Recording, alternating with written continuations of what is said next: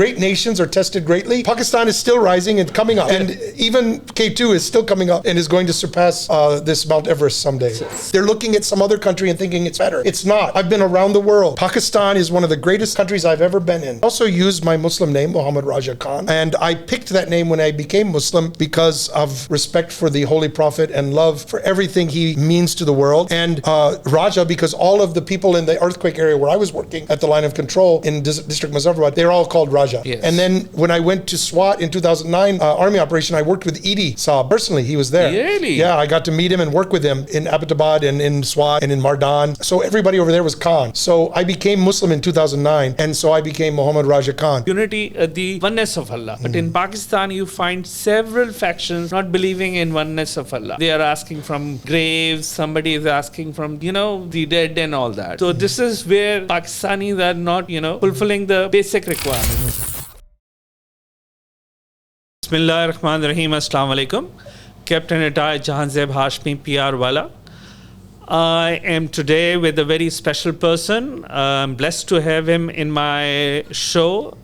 And he is Timothy Todd Shea, and converted into a Muslim called Muhammad Raja Khan. He's from Maryland, Washington, and since 2005 he came to Pakistan because of the disaster, the earthquake disaster which occurred in the northern areas of Pakistan. He was a guitarist, a musician, back when he was in America, and when the 9/11 catastrophe occurred, he saw that disaster, and it was very painful for him, and he did whatever he could to help those people who were afflicted with that distress. And then he decided, after viewing the news, that there's a disaster which has occurred in Pakistan, he came to Pakistan. So I'm not going to take up much time. Now I'll go straight to Todd, and let's know about him. Assalamu alaikum, Todd. Wa alaikum salam, Captain Jahanzeb. It's an honor to be on your show. Thank you very much, sir. Sir, please tell your early life a brief introduction about your early life. So I was born in Maryland, 1966, and my mother and father were just normal, common people, and my father worked for the government. My mother worked for an electric manufacturing company. She was a receptionist there and secretary. I had a very normal upbringing, but when I was 12, my father and mother were going through a situation where he was wanting to divorce, and he abandoned his family, and basically my mother couldn't handle that, so she took a bottle of Valium and overdosed on Valium. So she died, and then after that I went through a very tough time from 12 to about 19. I was because of what I had gone through with losing my mother, I was very close with her, and the fact that I wasn't getting along with my father at all, so I ran away from home several times. I was in drugs. I joined a rock band and was playing music, but hanging out with troublesome people and troubled people, and I myself was a troubled person. So I never got into crime like stealing and hurting anyone, but I was into the drugs. So I got heavily addicted to cocaine and took other substances in that time.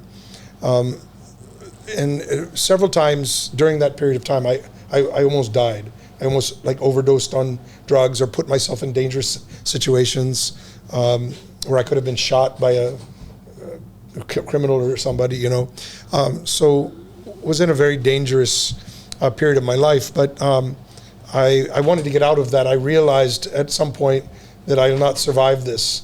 I'd already had other friends that were dying and or going to jail for life, and I saw that happening, and I saw where I was going, and I didn't want that. I wanted to, come out of that situation and survive. So I didn't know what to do because I was so addicted to the drugs, I couldn't stop. So the only thing I could think of doing is to put myself somewhere to where I would remove myself from the drugs, just totally remove myself from that situation. So I joined the United States Marine Corps.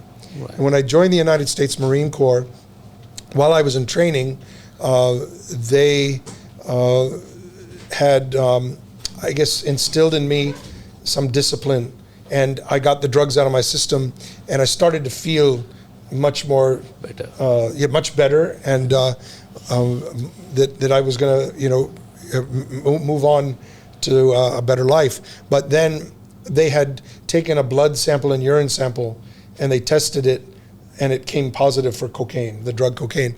So that took some time for the test to be sent and then come back positive. And so it was about halfway through Marine Corps boot camp.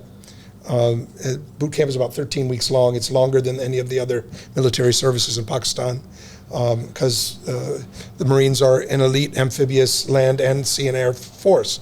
So they get a little bit tougher training and in the basic boot camp. So about halfway through, I was taken out of the platoon and was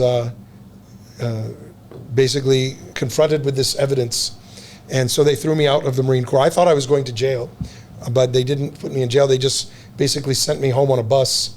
But that period of time, once I got back, I was able to stay away from the drugs, because the amount of time that limited amount of time that I was in the Marine Corps, I was able to get enough self-discipline to stay away from the drugs and keep myself, get clean, my system clean, and get that out of my system. So when I came back, I returned to playing music professionally, but not with the same crowd of people and not the same scenarios and situation I was in before.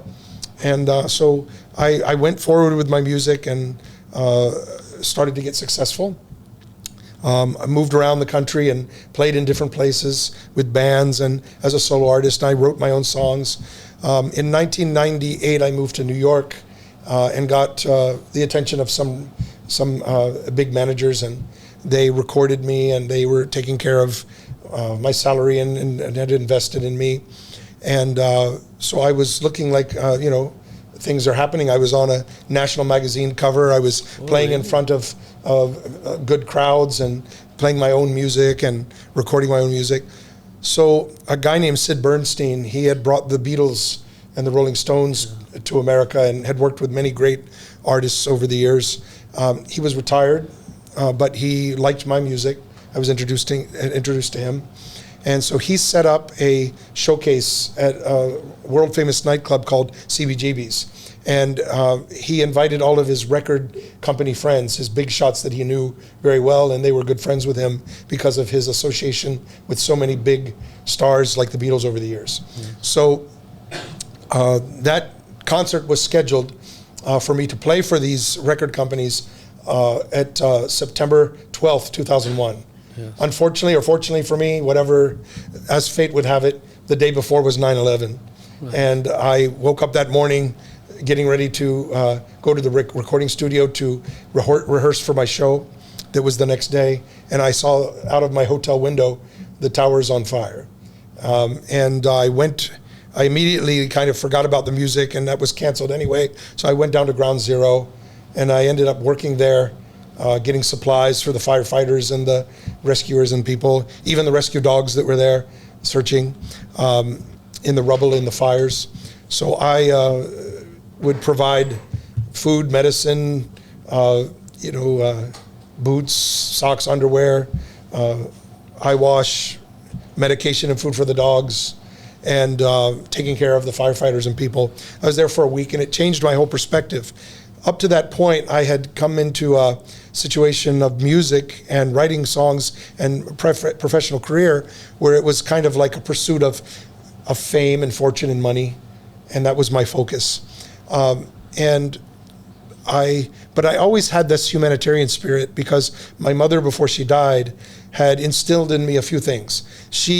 Many times I saw her give money to poor people, and she was like that type of person. She would give her last dime to somebody if she thought that they needed it more. And she was also a person who was not racist or she was all about humanity.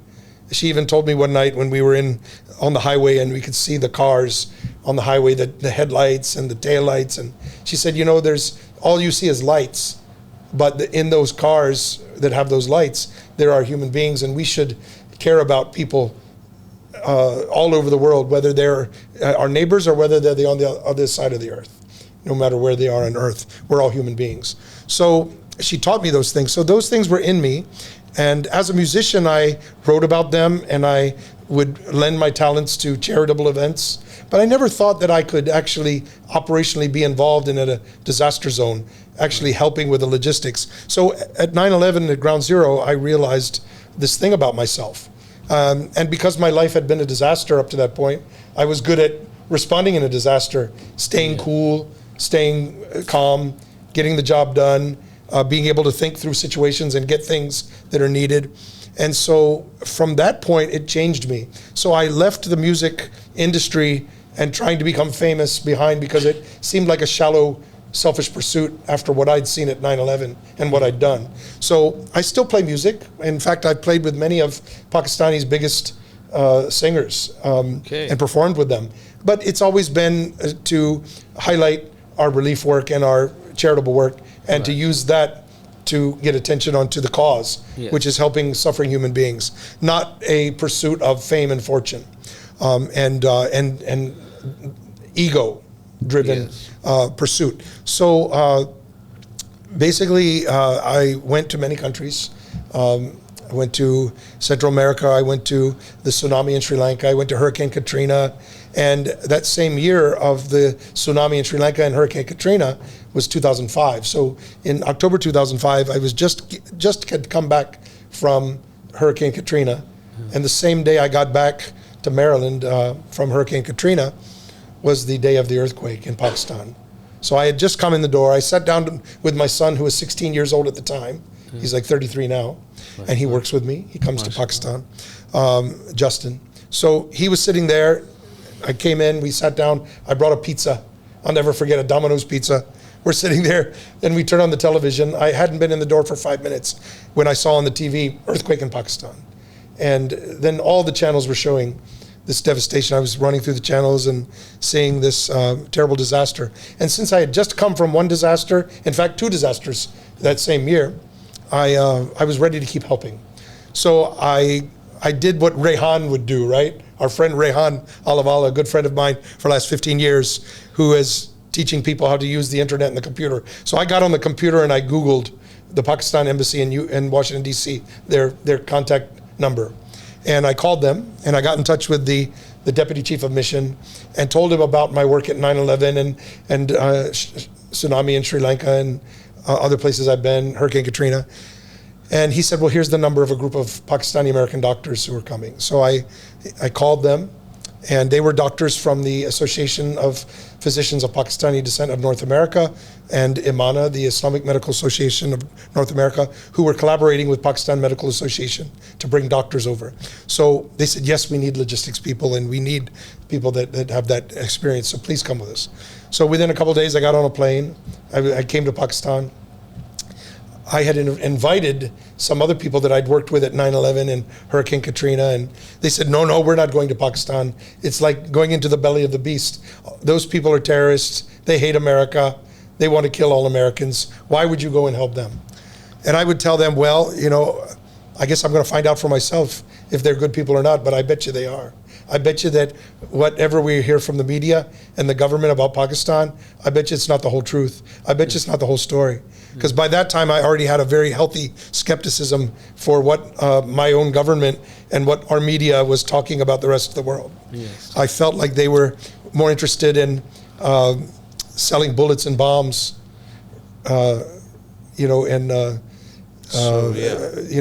that's unfortunately very popular and profitable business. Yes. And so if you have peace, then you don't sell any bullets or bombs. Yes. But if you want to make money and you only care about power and money, then you will help create tensions and divisions between people and mistrust and stories that will make people hate each other and not be afraid of killing each other. So this is the kind of situation that I found myself in my feeling towards some of our media and some of our government officials, that they were poisoning the minds of Americans. So I thought I would go to Pakistan and I'll help some people, and I'll just bet that it's not what has been reported. And so when I came to Pakistan, I immediately learned that from what I saw, that I was only being shown, and Americans were only being shown 2% of the truth 100% of the time. And that's something I try my best to tell other Americans when I go back for fundraising. I go back once or twice a year to fundraise, and mostly it's the Pakistani American community who support me. Right. And one of the reasons why we don't get support from most Americans is because, you know, Pakistan is demonized in the media still to this day. Yes. It's a scapegoat, and there is the perspective that America has is I think skewed in a self-serving and selfish direction. Yeah. That doesn't take into account the other 98%. So when you see only 2% of a puzzle of 1,000 pieces, you will never see what that picture is. Exactly. And so the other 98% that Americans don't see, that is withheld from them, is unfortunately has helped create these misperceptions and these misconceptions and misguidance. Thankfully, because of people like Rehan and other foreign vloggers that also come to the country, and people here like Rehan and his team that do these videos and communicate with people around the world. So there's been a gap that has been bridged. Yeah. So people have come here that are doing their vlogs and their internet shows and YouTube, and they come here and they have a very positive time in Pakistan, a very positive experience with the people. They find them to be lovely people and very accommodating and very hospitable. So these things are starting to come into the public consciousness in America and around the world, that it isn't all this bad news and this terrorism and all this stuff. So I think that people from here reaching out to the world and people from the world reaching out here has led to a better understanding and a growing understanding. And there's still much more work to be done. But I have seen it improve. I have seen people that I talk to when I go back. I've seen their attitudes improve and their acceptance of Pakistan as not just being this terrorist nation that is hell-bent on destroying America, you know. In fact, I've given people a lot of education of how Pakistan and its policy, its foreign policy, has been very much pro-American over the years, even to the detriment of Pakistan. And that it's rather than Pakistan being double-faced, it's rather that American government has been double-faced and has abandoned Pakistan many times because of a geopolitical reality of India having more money, or Israel having money, and Palestinians not having money, and Kashmiris not having money, and U.S., who is supposed to be the bastion of all that is good and freedom and human rights, too often has strayed from the course of its principles and gone for the dollars. And that's why we see them, kissing up to India and Israel and ignoring the Palestinians and the Kashmiris and other people around the world who have been mistreated under tyranny and oppression. And this is an unfortunate occurrence that is going on in the world. But in spite of that, I have found life in Pakistan to be quite enjoyable. Unfortunately, it took an earthquake to get me here. But once I came for 2 weeks, the group of doctors that I worked with asked me to stay as they were sending more doctors. Everyone saw how bad of a disaster it was. So they asked me to stay. I said, I'd love to stay. Then after about 6 months, a lot of international people were going back. And I was also thinking that I'll go back, that I've done my job. But many people, from villagers to fellow organizations, even people in the Army, asked me to stay. And some people in the Army helped me register CDRS, my organization, because I came as a volunteer with another group. I didn't have my own organization at that time. But it just felt right. People were asking me to stay. I found the culture and the people food and the mountains to be, and the music to be amazing. And so I felt, I prayed about it, and I felt that God put that feeling in me that I should be here. It felt like home. It felt right. It felt like I should be here. It felt like I had a bigger purpose, and that there was a lot of people who needed help, and I could do something about it. So I stayed. And a lot of people ask me this question: why did you stay? Why did you come to Pakistan? And really, it was an earthquake and trying to help people. If the earthquake had been anywhere else in the world, I would have gone there too. It wasn't really about Pakistan. It was about insaniyat. It was about helping people. Yeah. Then once I got here and fell in love with the country and the people, it was Pakistanis, including the army people who I worked with, brigadiers and generals who I worked with, who asked me to stay and helped me to stay. So this was started me off in Pakistan, and I now, 18 years later almost, my team and I have worked in every disaster of Pakistan, every earthquake and flood and IDP's crisis. I've lived in North Waziristan area in Banu. I've lived in Swat. I've lived in AJK. Lived in Balochistan. We've stayed there. Even for years, we were in Azad Kashmir after the earthquake for 6 years. I was in Banu for a year, and we're still in Swat. We have a mother-child health center there. So now we have over 700 water projects in Pakistan. All kinds of projects from hand pumps all the way up to reverse osmosis, water filtration with solar power. We have 3 House of Blessings for widows and orphans. One of the houses is for disabled families. We have 4 animal shelters, including one we just had a grand opening this trip in Malir to support the depopulation of stray dogs and cats, but depopulate not with shooting and poisoning, rather with surgical procedure of neutering and spaying. So the cats and dogs cannot make new unwanted and abandoned animals. So that's the key thing there. We also do rescue. And we have some kites and we have some horses and donkeys, but mostly it's about dogs and cats.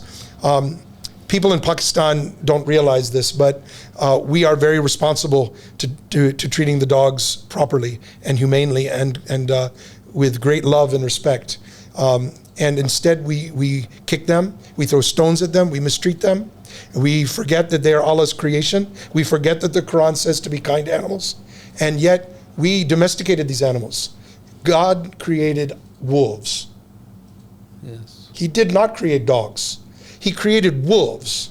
And we made dogs out of wolves. How did we make dogs out of wolves? We took those wolves. We took them because they were good at fighting and protecting our caves or our land. We took them because they were good at hunting. We took them because some of them were cute and fluffy, made nice pets. We took the small ones, we bred them for being small and cute. We took the ferocious ones, we bred them. Over thousands and thousands of years, you have all these varieties of dogs. They're different breeds, but they're all the same species, all derived from wolves. So human beings took wolves that Allah created and made dogs and pets out of them. Then we abandoned them back out on the street. So you think for a second Allah doesn't look at all of us, that we're responsible? That we have abandoned these creatures, that we took into our homes and we kept them as guard dogs and hunters. And even in Quran it says, if dogs are so dirty, then why are they allowed to go fetch the hunt that we have shot that or killed that, and the dogs go and retrieve that in their mouth? So they can't be that dirty. They've guarded the cave of the companions. So dogs are an animal that I believe that we have a special responsibility to Allah to take care of. So when we shoot them and poison them and we kick them and we keep them dirty, if they're dirty, they're only dirty because we've left them out on the street. If you leave your children out on the street, they're gonna get dirty and wild, So we don't manage them properly, we don't treat them properly. So now Allah, I believe, is saying, okay, then to hell with your whole country. I can make you suffer in every way I want to. Allah can protect you from anything. He can also let anything happen to you. So as this nation is suffering so many problems, part of it is the way that we treat these dogs, because we domesticated them and then we abandon them and we mistreat them and we shoot them and we poison them and we kill mothers with their puppies. You can kill a dog if he's coming after you and he's going to bite you. Yeah, you can protect yourself. If he's got rabies and you don't want to get disease, you can shoot them. Or it's better to euthanize them humanely. But that is permissible. But I've talked to Islamic scholars, and they have told me it is not permissible to shoot and poison some innocent dog who's sleeping on the side of the road, some mother with her pups. This is cruel, it's shaitanic. And as long as we do that in Pakistan, as long as we allow our governments to do that, then we are going to suffer all the other things that we suffer in Pakistan. We suffer so many things. And people don't think that our sufferings are because of how we treat dogs. And it's not just dogs, it's other things too that we do wrong. We wrong to each other. We're wrong to our environment. We damn care about anything else except for what's in our own selfish pursuit. And this is going to destroy. It's not just Pakistan. I'm not just picking on Pakistan. This is around the world. People are doing selfish things for money and power. The United States of America and the government is at the forefront of selfishness and destroying this world, that beautiful world that Allah created, and making it into a hell when we should be making it into a heaven on earth. So Pakistanis are not immune from these things, but we have to have voices that tell the truth, so that maybe somebody somewhere will think that what I do for myself and what I do for the rest of the world matters. It's not just what I don't do, it's also what I do. And it's not just what I do, it's what I don't do. So if I see a starving dog or a starving child and I do nothing, then that has an impact on the world. So it's not just if I'm mean or bad directly to that child, it's also if I'm indifferent to its suffering and I don't do anything, that also has a negative effect on the outcome of the world. But I think why there is so much resentment or hatred for dogs in Pakistan, because of the belief that it's not a permissible pet. You cannot keep it as a pet in your house. If it touches you, you get unchastised. Or if its saliva is not permissible to be touched, you get dirty. Well, that's wrong, and I'll tell you why it's wrong. If a dog goes hunting with you and you shoot that bird, you're going to take it home to dinner, that dog, in the Quran it says, that dog can fetch that prey with its mouth, it's getting its saliva all over that animal, and you're taking it and you're cooking it at home, it's fine. Here's the problem, here's the miscommunication. You have to wash it. Yeah, the misunderstanding. Yes, so if your dog it touches you and spit, just go do wudu. It's not a big deal. The idea is that it's not that the dog is dirty, it's that you need to be completely clean when you go to pray in front of your creator, when you go to the masjid. So dogs are not allowed in the masjid. They're not, and this is a very simple thing. Dogs don't sweat like human beings. We have sweat glands. We sweat and we sweat out from all over our pores of our body. Dogs do not have sweat glands. Dogs sweat through their mouth. That's why they drool. And that drool is not something the Holy Prophet, peace be upon him, wanted in the masjid. So he didn't want the dogs in the masjid. And he said that you have to clean. There were dogs in the masjid. The dogs used to come to the mosque. But then you have to clean after them. After that you would clean them. But it is the Holy Prophet, I have not read it, but I have heard it so many times that it is not allowed for a Muslim to keep a dog as a pet. You can only keep it if you want to safeguard your asset or your territory, or you want to have a hunt dog with yourself as a hunter to fetch prey. And this is the only reason. And the general conception, belief in Pakistani Muslims are that keeping a dog is not permissible as it is. So that's why it is not, they do not like it. I really like dogs. I have been keeping dogs. But the only reason I don't keep dog is just because it is said that you cannot keep it as your... Well, I would say that what Muslims say to you, or what a Muslim says to any other person, or what anybody, forget about Muslims, what anybody says to anybody else, it doesn't mean it's true. Yes. It doesn't mean the interpretation is real. And in Pakistan, unfortunately, where I meet a lot of people who memorize the Quran in Arabic perfectly, And that's wonderful. That's an amazing feat of memorization. And it's a beautiful, beautiful Quran in Arabic to hear that recitation. But if a person doesn't know what those words mean, then they don't have use. It's no use of them, or very little use, not as much powerful as if they know what the words mean. So if somebody who says they are a scholar or says they're this or that, and they say you cannot have dogs as pets, or dogs are dirty, or dogs are this or that, I would highly suggest that that person go to a good translation of the Quran, or speak to somebody and ask that passage to be read to them, that where is it says this, that dogs are so bad, or this or that. So my point is, even if you don't like dogs and don't want dogs as a pet, that's okay. But that doesn't allow you then to shoot, poison, or to allow the shooting and poisoning, or to accept or brutally kill, support or, the brutal killing of mother dogs and pups. But it is not only dogs, sir. It is any creature, any living being in the world. Islam does not permit to kill anything. Yes, but we are particularly cruel to dogs in Pakistan. Even cats were cruel too, but we're nicer to cats because cats are more acceptable. In Islam, they have a very positive, a lot of the companions loved cats, and I think one was called the father of cats. And a mother of, yes. Father or mother, I don't remember. Abu Huraira. Huraira is the father of, Zabardast. Father of cats. Now, again, another question, how did you and when did you convert it into a Muslim? So basically, and by the way, you had mentioned my name, Timothy Todd, and I think you said Timothy Todd Shea. Sure. Yeah, but it's and that's okay, because my name is so mispronounced. It has been pronounced as she. It has been pronounced as Shah. It has been pronounced as Shia. It's been pronounced every way, and that's okay, because the Irish, when they were coming up with the spelling of names, maybe they were drinking too much alcohol, because it's backwards. It should be Shea. I mean, I'm sorry, it should be Shae. Shea. It's the pronunciation is Shea. Shea. But Todd Shea. It's spelled Shea, which looks like she or Shia when you pronounce it as most people have learned English, and so it's a little bit backwards. So I can understand the why people do that. Now, I use that name because my mother gave me that name, and my mother, when she passed away, one way I remain close to her is that I use the name she gave to me.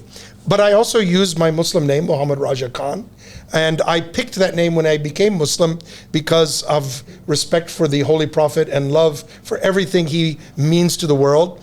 And Raja, because all of the people in the earthquake area where I was working at the line of control in District Muzaffarabad, they're all called Raja. Yes. And then when I went to SWAT in 2009 Army operation, I worked with Edie Saab personally. He was there. Really? Yeah, I got to meet him and work with him, and in Abbottabad and in SWAT and in Mardan, and so everybody over there was Khan. So I became Muslim in 2009, and so I became Muhammad Raja Khan. The reason I became Muslim is because actually I don't even think I became Muslim. I think I was always Muslim, but I didn't know what to call it.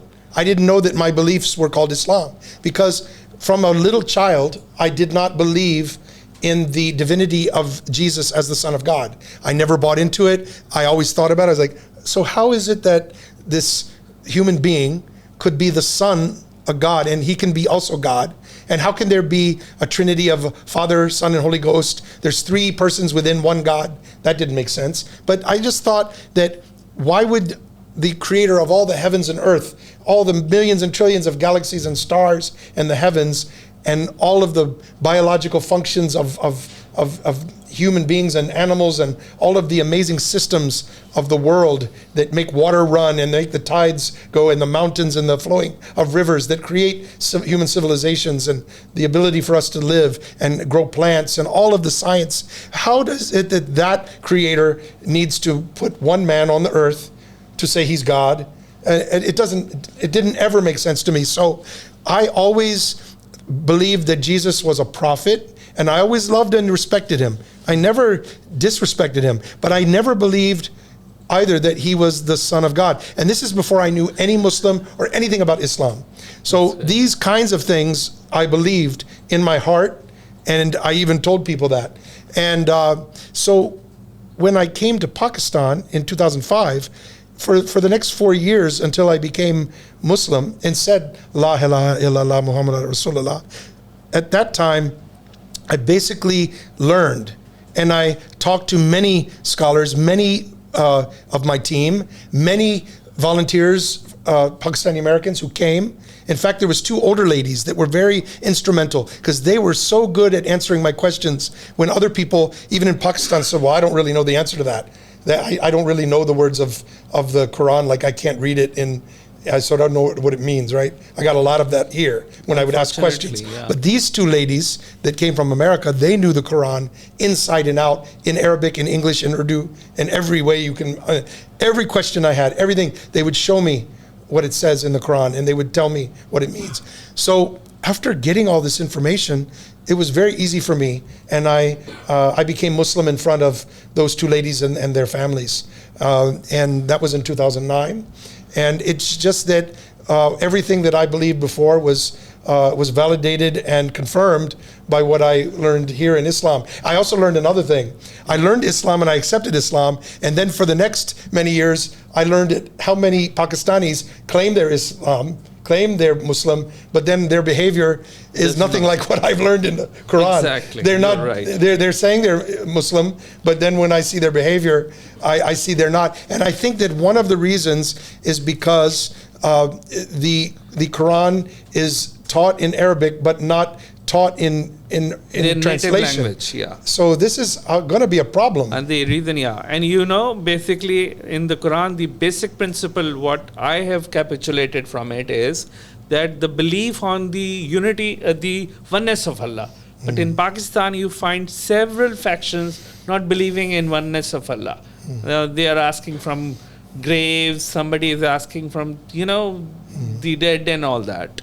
So this is where Pakistanis are not, fulfilling the basic requirement. So now but you can teach people. You can teach people the right way, and you can say, here's why your thinking is wrong. Yeah. Here's what I think, and try to appeal to them and their senses to try to make them understand that if you feel they're wrong about something. But then after that, it isn't your job and it isn't your license. God doesn't give a license. You can kill that person and you can do this and obviously. that. So once you give that person the information that they're doing wrong and here's the right way, then it's between them and God. If they don't accept it and they go before God on the day of judgment and they were wrong, well then he can forgive them or punishment. He doesn't need us as his agents. Obviously. He's very much all-powerful, where he doesn't need us little people to enforce his rules or to kill people in his name. He doesn't need us for anything. So we should work on Islam to work on ourselves and to try to improve others, but not to run around and think that gives you the right to carry a weapon and kill anyone that you don't agree with. Your beliefs are perfectly very defined, refined beliefs, and that's really spoke of a true Muslim. Hey, I got about a list of about 10,000 people I'd like to kill if it was on my because of their behavior, but it's not my right. It's not my right to kill, and it's not my right to judge them that much. I can disagree with them. I can say, hopefully Allah will guide them, and then it's in Allah's hands how he judges them. He can punish them on earth with anything, and he can reward them on earth for anything. And when we go before him on Day of Judgment, he also has any number of things, an infinite number of things that he can decide to do or not do. And he doesn't need Todd Shea or anybody else. Yeah, he's the all-powerful, and it is his universe. He can do whatever he wants to. The next question is, what is the best thing you find in Pakistan, other than you becoming a Muslim? The joint family system is a beautiful thing. In America, we ship our old folks to nursing homes and homes to keep them, once they're old and the mother and father are they have their small children or they have their own family, and they're busy in their work and they're busy taking care, and they forget about the old folks and kind of put them over here, And so one thing I really appreciate in Pakistan is that, yes, there are older folks' homes. There are people that are not in a position to take care of their parents the right way. So there are other things. But mostly I see that families stick together in a joint family, that the brothers and the sisters and cousins, they are together in the same home, or some of them go to different countries, but they send the money to support, or the mother. I've seen many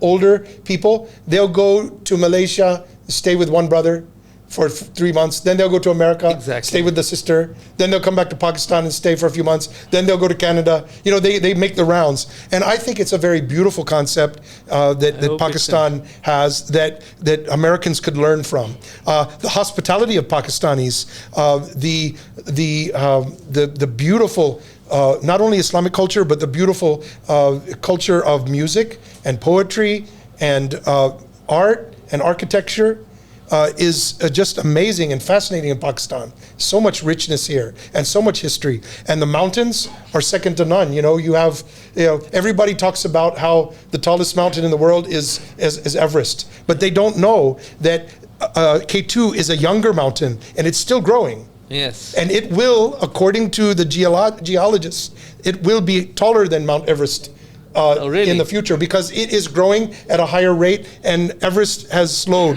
in its growing. So it's a younger mountain, so it's coming up. So I like to tell people, you know, Pakistan, great nations are tested greatly. Pakistan is still rising and coming up. And even K2 is still coming up and is going to surpass this Mount Everest someday. So the next question is that, as you said, what is the worst thing that you find in Pakistan? You know, people who are selfish and dishonest in their selfishness, and they won't see past their own self. They can't see past themselves to the bigger picture. The bigger picture is teamwork. You can have 20 million brilliant people. If they're not working together, then it's going to be a mess. If you've got a group of people who are all willing to work together, but they're idiots, they will be more successful. 10 idiots together will be more successful than a bunch of brilliant people who are just stepping on each other and fighting each other to get to the top, and they're not working together. So teamwork is lacking in Pakistan.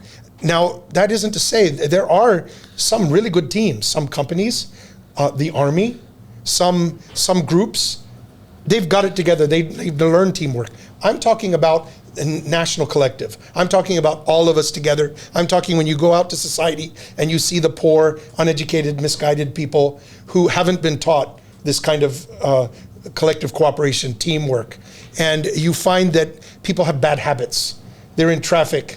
You know, traffic is jammed and they're all coming, like one people want to go this way, one wants to go this way. But everybody, all at the same time, including the people behind, are just keep coming forward and then wait and nobody goes anywhere. Yes. You know, in order to unlock that, some people have to back up. Some people have to make a way for the other side so that people can get through, and then everyone will get through faster, right? So this kind of concept I have seen in many different manifestations in Pakistan. I have never been to America, but what I hear about America is, what I learn about America is that they're very honest people.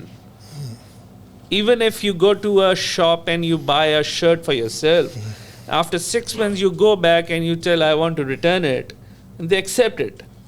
But not in Pakistan. After a while, after a minute you go back to that shop, it will not accept it. So that character. Yeah, customer service is definitely needs some work in Pakistan. Yeah. And it's more developed in America because people realize that it's good for business. It's actually better for business to be more cooperative with your customers, and you'll end up getting more business over time if you have a different way of looking at it and you're not letting anything be returned. Then over time you're going to lose a great many people that would have spent money in your shop. So there's these things going on. Now, in America, it's the other extreme. People are too trusting of the government. People are letting our leaders who are psychopathic, greedy, power-mad, hypocrites, who don't care anything about the Constitution, Bill of Rights, or Declaration of Independence. Those founding documents with their lofty principles have been broken by our leaders. But our people are so trusting and so simple that they don't fight back. So it's good for people to be together and have trust and cohesion and teamwork, but only to a point. You also get educated enough to right a wrong. So in America, unfortunately, we're too trusting. And here in Pakistan, maybe not trusting enough. So if everybody meets in the middle, balance is the key. Balance is the key between healthy skepticism and trust, teamwork, but also not letting somebody lead you astray. So this is the unfortunate thing, that both countries have severe problems for different reasons, because of lack of balance in the way that people approach society. And that is because mostly in Pakistan, because of lack of education.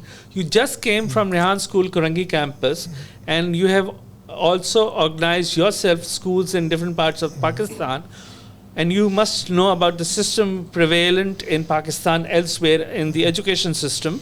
So how do you compare Rehan School, Kurangi campus and other schools, and what is the vision of Rehan Wala? Well, what I like about Rehan is he's not pushing just like a memorization, which many of the government schools have. And, education is more than just individual brilliance in arithmetic and math and the sciences. It's also about making the whole human being, learning how to succeed and how to act in society, to treat your fellow man. Ethics have to be part of it. If you're a businessman, but you don't have ethics, you're going to hurt others in order to make a dollar. If you're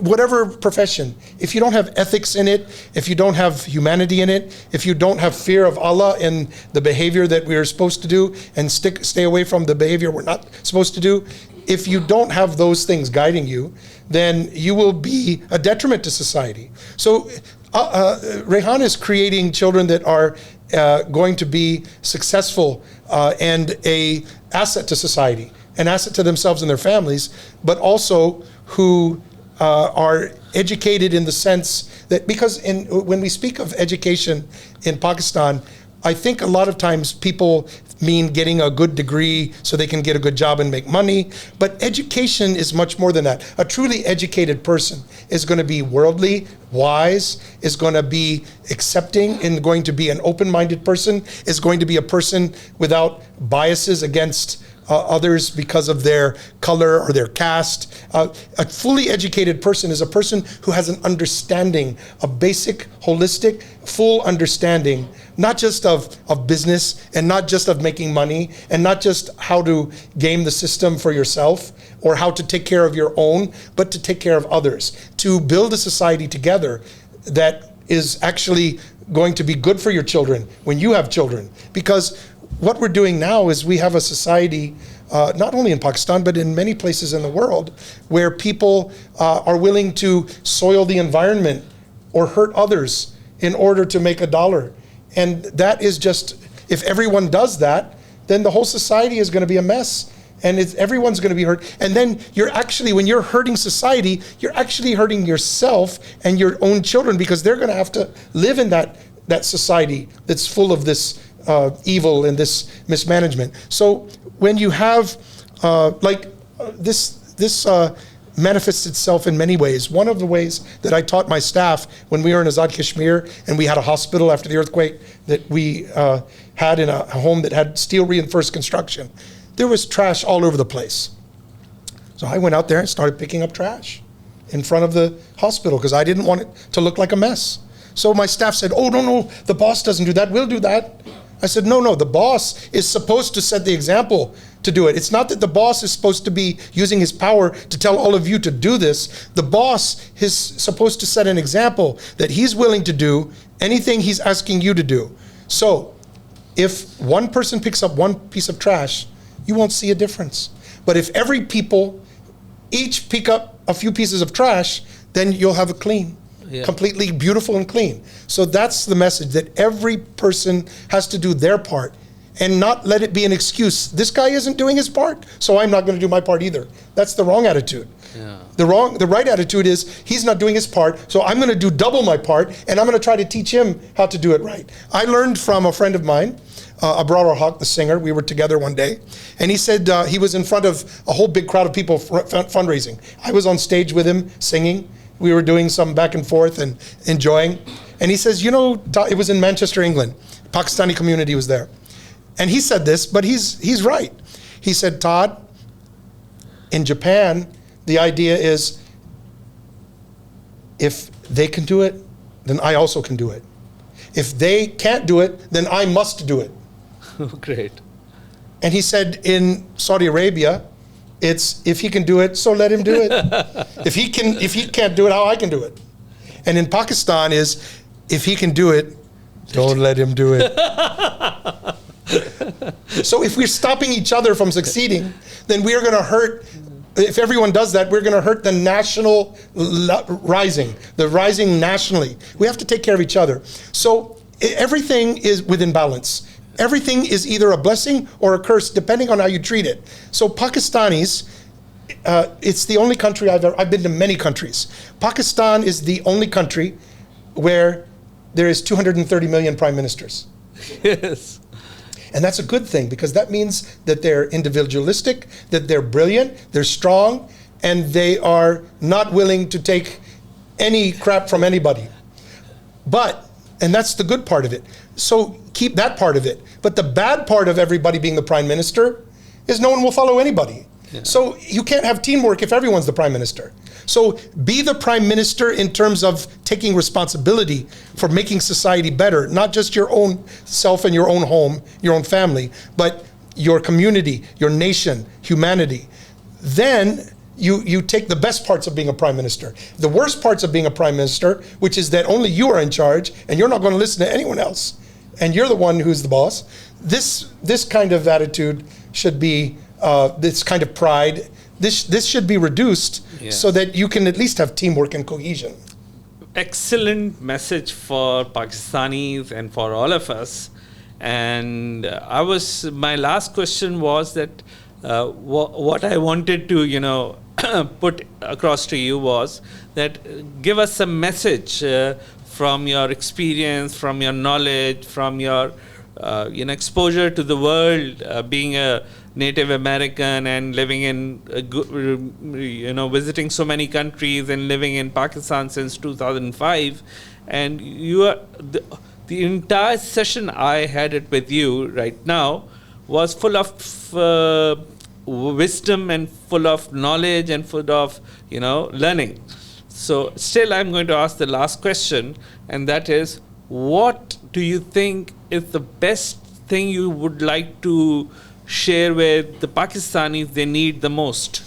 They need not to look to the West or America principles to decide what is good and bad. They should not look to other countries. They should only look to Allah, and they should look inside themselves. Pakistanis tend to think that going to America or Europe is better economically. We should get out of Pakistan. Things are falling apart. I see this, and I know a lot of people who are trying to get out or have gotten out because of some of these problems. I can't begrudge them if they find a job and they're able to take care of their family. But overall, I would say that my advice would be that Pakistanis don't realize there's a lot of problems elsewhere. And people think the grass is greener on the other side. And they don't look at what is here in front of them, the greatness. This nation has so many great people, so many great things, so many great children. I know so many people who should be respected more, like Rehan, should be appreciated more, should be followed more. But because they're Pakistani, they don't pay attention. They pay attention to some Gora who's from over here. Yes. And there's nothing wrong with that. If the Gora has something to offer, great. But we should not ignore our heroes right here in this country. Yes. There are people like Rehan. There are people like my employee, Junaid Nazir, who from last 12, 13 years, first worked with me for several years for free, wouldn't take a salary, is honest, is hardworking, is cooperative, is brilliant, will do anything for his society. There are people like that in Pakistan. It's not all selfishness, but there's too much selfishness. There's too many people that aren't looking to people like him and respecting him and lifting him.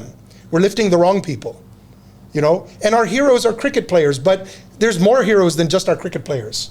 There's heroes in the army, there's heroes in business, there's heroes on the street, there's heroes in the poor areas, people that are doing heroic things. We need to start respecting them and appreciating them more. Why are we so crazy about singers from India? Our singers here are better. Why don't we appreciate I'm not just talking about the pop singers who are very popular. I'm talking about the local singers. I'm talking about the village singers. I'm talking about the people who are playing the rabab and ancient instruments, the sarangi, the art and culture of Pakistan. Why, when I go to Pakistan National Center for Arts, do I see only 10 people in the crowd? Why don't I see 1,000 people there? Because people aren't appreciating and respecting their own people, their own culture. They're looking at some other country and thinking it's better. It's not. I've been around the world. Pakistan is one of the greatest countries I've ever been in. And the people here are great, but they're not seeing it and they're not appreciating each other. They're not trusting each other. So my advice to Pakistanis is start appreciating, respecting your own heroes here. Forget about the heroes in other places. You got plenty of heroes right here in front of you that are doing great things, but they're not getting appreciated enough by the masses, by the media. They're not getting projected the way they should. So they're being ignored by so many people. This is what needs to happen. Great, great. Thank you very much, sir. It was a pleasure talking to you. And it was like, really, I appreciate your knowledge, your wisdom, your approach towards life, your analysis, your observations. You are brilliant in everything, what you just shared with us. And thank you very much for the work you are doing, the relenting us with so much humane work, humanitarian work you're doing for Pakistan, for Pakistanis, and like you have 700 different places you have arranged for water, you have orphan houses, you have widows' houses, and you have established schools. You take you're so much concerned for animals and especially dogs, and because you are so fearful of Almighty Allah that you don't want that you should not be called as a person who did not realize that dogs in Pakistan were under a cruel nation, and they should be also saved from brutality or should be taken care of. Thank you very much, sir. Thank you very much. Pakistan just needs a little tweaking. It's a good nation. It's a great nation. Great nations are tested greatly. But a little bit of tweaking, and this place will be a heaven on earth that no Pakistani will ever want to leave to go somewhere else. Thank you very much, sir. Thank you.